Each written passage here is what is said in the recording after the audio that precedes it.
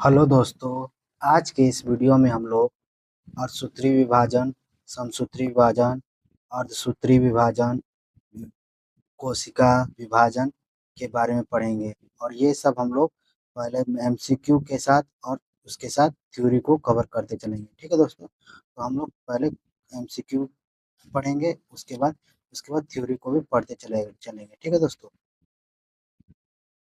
तो चलिए दोस्तों हम लोग क्वेश्चन से स्टार्ट करते हैं।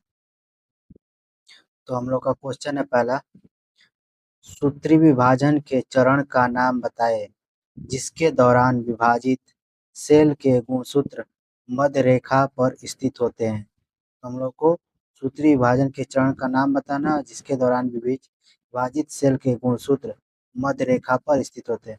तो मध्य रेखा पर स्थित होते हैं उसके बारे में बताना है हम लोग को। तो ए हम लोग का एनाफेज, बी है टेलोफेज, सी है मेटाफेज और डी है हम लोग का प्रोफेज। तो हम लोग का आंसर क्या हो जाएगा? आंसर हो जाएगा मेटाफेज।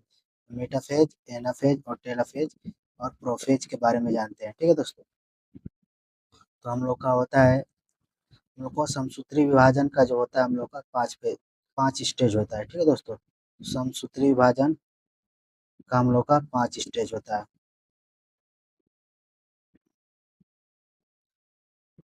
तो शरीर की समसूत्री विभाजन का 5 स्टेज होता है। तो पहला होता है हम लोग का इंटरफेज।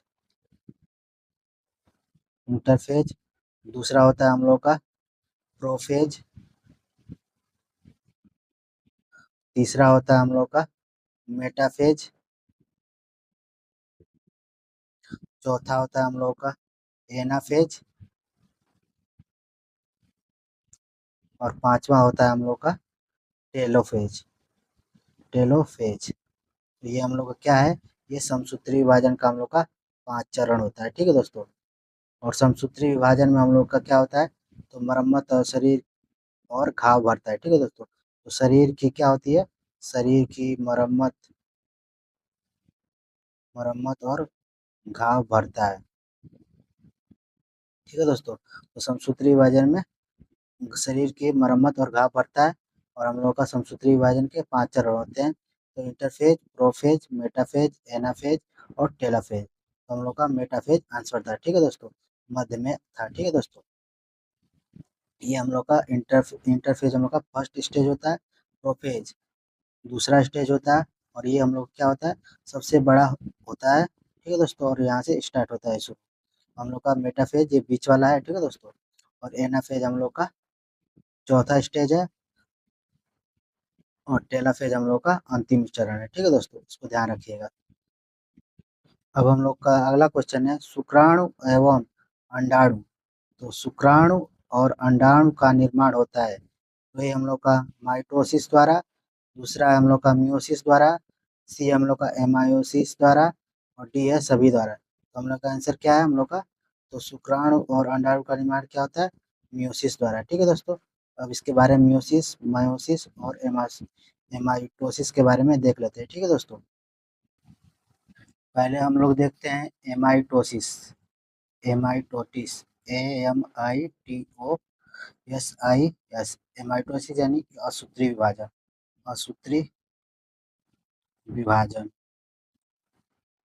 तो इंग्लिश और हिंदी दोनों में याद रखिएगा। ठीक है दोस्तों, ये दोनों सूत्री विभाजन और एमाइटोसिस, AMITOS, एमाइटोसिस।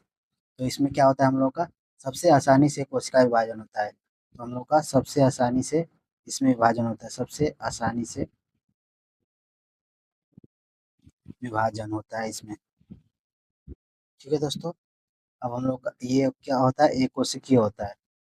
एक कोशिकीय, ये हम लोग का एक कोशिकीय होता है। और हम लोग का एक कोशिकीय में कौन कौन से आ जाते हैं? तो होता है जीवाणु, जीवाणु, माइक्रोप्लाज्मा, माइक्रोप्लाज्मा, अमीबा, अमीबा और हो जाएगा हम लोग का पैरामीशियम। Paramecium, paramecium. ठीक है दोस्तों, तो हम लोग का एमाइटोसिस का आता है, असूत्री विभाजन होता है। इसको सबसे आसानी से विभाजित होता है। ये कोशिकीय होता है और जीवाणु क्या होते हैं हम लोग का? एग्जाम्पल में जीवाणु, माइकोप्लाज्मा, और अमीबा और पैरामीशियम। ठीक है दोस्तों, इसको ध्यान रखिएगा। और ये कितने चरणों में होता है हम लोग का? ये 4 चरणों में होता है और 2 चरणों में बँटकर होता है। ठीक है दोस्तों, तो 4 चरण में बँटकर होता है। ठीक है दोस्तों, 4 चरण में हम लोग का ये बँटकर होता है और हम लोग का 2 चरणों में पूर्ण होता है। 2 चरणों में हम लोग का ये पूर्ण होता है। ठीक है दोस्तों, इसको ध्यान रखिएगा। अब हम लोग आगे देखते हैं। जैसे हम लोग का अब देखते हैं MITOSIS, ये हम लोग का समसूत्री विभाजन, समसूत्री सूत्री विभाजन, समसूत्री विभाजन। हम लोगों ने पहले पढ़ा असूत्री विभाजन, अब पढ़ रहे हैं समसूत्री विभाजन। ठीक है दोस्तों, अब समसूत्री विभाजन में हम लोग का समसूत्री विभाजन कहाँ पर होता है? हम लोग का कायिक कोशिका में होता है। ठीक है दोस्तों, तो कायिक कोशिका में होता है समसूत्री विभाजन। और इसकी खोज किसने की थी? हम लोग की खोज हम लोग की वाल्थेयर फ्लेमिंग ने की थी, वाल्थेयर फ्लेमिंग ने। ठीक है दोस्तों, इसको ध्यान रखिएगा। तो म्यूटिस यानी कि समसूत्री विभाजन यह कायिक कोशिका में होता है। इसकी खोज वाल्थेयर फ्लेमिंग ने की। और ये कितने चरणों में बंटकर होता है? तो ये 2 चरण में बंटकर होता है। 2 चरणों में बंटकर होता है। ठीक है दोस्तों, ये 2 चरणों में बंटकर होता है। इसकी खोज वाल्थेयर फ्लेमिंग ने की और कायिक कोशिका में होता है समसूत्री विभाजन। ठीक है दोस्तों, इसको ध्यान रखिएगा। अब हम लोग आगे देखते हैं मियोसिस। मियोसिस के बारे में हम लोग देखते हैं। अब लोग मियोसिस के बारे में देखते हैं। तो MIOSIS मियोसिस यानी कि अर्धसूत्री विभाजन, अर्धसूत्री और सूत्री विभाजन। ठीक है दोस्तों, अब इसमें क्या होता है? हम लोग का सबसे जटिल कोशिका विभाजन यही होता है। ठीक है दोस्तों, सबसे जटिल कोशिका विभाजन, कोशिका विभाजन। ठीक है दोस्तों, इसमें क्या होता है? हम लोग का जनन कोशिका का विभाजन, जनन कोशिका का विभाजन। तो जनन कोशिका का विभाजन किसमें होता है? हम लोग का तो अर्धसूत्री विभाजन में होता है। सबसे जटिल कोशिका का विभाजन किसमें होता है? तो म्यूसिस में होता है। ठीक है दोस्तों, अर्धसूत्री विभाजन। ठीक है दोस्तों, इसको ध्यान रखिएगा। अब हम लोग का अगला क्वेश्चन है, कौन सी अवस्था सबसे छोटी होती है? यानी कि ए हम लोग का प्रोफेज, बी है मेटाफेज, सी है एनाफेज, डी है टेलोफेज। तो सबसे छोटी अवस्था कौन सी है हम लोग की? एनाफेज। ठीक है दोस्तों, और प्रोफेज, प्रोफेज हम लोग की क्या थी? तो प्रोफेज हम लोग की दूसरी अवस्था थी। ठीक है दोस्तों, मेटाफेज हम लोग की मध्य अवस्था थी, ये मध्य थी। और टेलोफेज हम लोग की क्या थी? ये पांचवी अवस्था थी हम लोग की। ठीक है दोस्तों, और फर्स्ट फर्स्ट हम लोग का क्या थे? इंटरफेज था हम लोग का, इंटरफेज। ठीक है दोस्तों, हम लोग का फर्स्ट इंटरफेज, दूसरा हो जाएगा एनाफेज, तीसरा हम लोग का मध्य में हम लोग का एना मेटाफेज, और चौथा हम लोग का होता है एनाफेज। चौथा एनाफेज होता है और हम लोग का पांचवा होता है टेलोफेज। ठीक है दोस्तों, तो ये हम लोग का समसूत्री विभाजन के 5 चरण थे। ठीक है दोस्तों, इसको ध्यान रखिएगा। अब हम लोग अगला क्वेश्चन देखते हैं, किस अवस्था में सेंट्रोसोम विभाजित होता है? तो ये प्रोफेज, बी है मेटाफेज, सी है एनाफेज और डी है टेलोफेज। तो सेंट्रोसोम किस में विभाजित होता है? तो हम लोग का एनाफेज। ठीक है दोस्तों, तो एनाफेज कौन सी अवस्था थी हम लोग की? एनाफेज हम लोग की चौथी अवस्था थी। प्रोफेज हम लोग की दूसरी अवस्था, ये हम लोग का मध्य अवस्था थी मेटाफेज, और टेलोफेज हम लोग की पांचवी अवस्था। ठीक है दोस्तों, इसको ध्यान रखिएगा। अब हम लोग का अगला क्वेश्चन है, समसूत्री विभाजन के फलस्वरूप मातृ कोशिका से कितनी पुत्री कोशिका का निर्माण होता है? तो समसूत्री विभाजन के फलस्वरूप मातृ कोशिका से पुत्री कोशिका का निर्माण कितना होता है? 2, 4, 8 और 16। तो आंसर क्या होगा हम लोग का? 2। हम लोग का 2 पुत्री कोशिका का निर्माण होता है। अब हम लोग अगला क्वेश्चन देखते हैं, अर्धसूत्री विभाजन होता है तो ये हम लोग को कायिक कोशिका में, बी है जनन कोशिकाओं में, सी है दोनों में, डी है हम लोग का कोई नहीं। हम लोग का आंसर क्या आ जाएगा? हम लोग का जनन कोशिकाओं में हम लोग का अर्धसूत्री विभाजन होता है। ठीक है दोस्तों, तो अर्धसूत्री विभाजन में हम लोग क्या होता है? तो ये हम लोग का सबसे जटिल कोशिकाओं का विभाजन होता है। ठीक है दोस्तों, सबसे जटिल कोशिका का विभाजन, जटिल कोशिका। ठीक है दोस्तों, और ये हम लोग का जनन कोशिकाओं में होता है। ठीक है दोस्तों,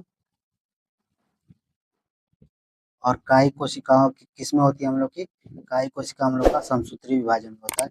समसूत्री विभाजन हम लोग का कायिक कोशिका में होता है। ठीक है दोस्तों, इसको ध्यान रखिएगा। तो कायिक कोशिका समसूत्री विभाजन में होता है और जनन कोशिका हम लोग का अर्धसूत्री विभाजन में होता है और जटिल कोशिका होता है इसकी जनन कोशिकाओं में होता है अर्धसूत्री विभाजन। हम लोग का अगला अगला क्वेश्चन है, क्रॉसिंग ओवर होता है ए मायोटोसिस में, बी हम लोग का मियोसिस में, सी है एमायोटोसिस में, इसमें कोई नहीं। आंसर क्या है? मियोसिस में हम लोग का क्रॉसिंग ओवर होता है। ठीक है दोस्तों, अब हम लोग का अगला क्वेश्चन, समसूत्री विभाजन के चरण का नाम बताएं जिसके द्वारा विभाजित सेल के गुणसूत्र मध्य रेखा पर स्थित होते हैं। तो ये हम लोग का एनाफेज, बी टेलोफेज, सी मेटाफेज, डी हम लोग का प्रोफेज। तो हम लोग का मध्य में कौन होता है? तो मेटाफेज। एनाफेज हम लोग को कौन सी अवस्था थी? एनाफेज हम लोग की चौथी अवस्था थी और टेलोफेज हम लोग की पांचवी अवस्था और प्रोफेज हम लोग का दूसरी अवस्था। ठीक है दोस्तों, और ये समसूत्री विभाजन कितने चरण होते हैं हम लोग का? 5 चरण होते हैं। अब अगला क्वेश्चन हम लोग का, निम्नलिखित में से अर्धसूत्रण के लिए कौन सा कथन सत्य नहीं है? तो ये हम लोग का अर्धसूत्रण 2 चरणों में होता है। बी है, अर्धसूत्रण के परिणामस्वरूप परिणाम कोषों में गुणसूत्रों की संख्या दोगुनी हो जाती है। तो ये बात सही है, अर्धसूत्रण 2 चरणों में होता है। ये बात हम लोग का क्या गलत है? अर्धसूत्रीय विभाजन कितने चरणों में? कोई चरण नहीं होते। ठीक है दोस्तों, ये जनन कोशिकाओं में होता है। ठीक है दोस्तों, अर्धसूत्रण विभाजन। अर्धसूत्रण के दौरान जनन कोशिकाओं के जीन परिणामी कोषों में मिश्रित हो जाते हैं? नहीं होते हैं। जनन ग्रंथि अर्धसूत्रण युग्मक के उत्पादन के लिए होता है। ये बात गलत है। ठीक है दोस्तों, अगर वीडियो अच्छी लगी हो तो एक लाइक जरूर कीजिएगा। ठीक हो।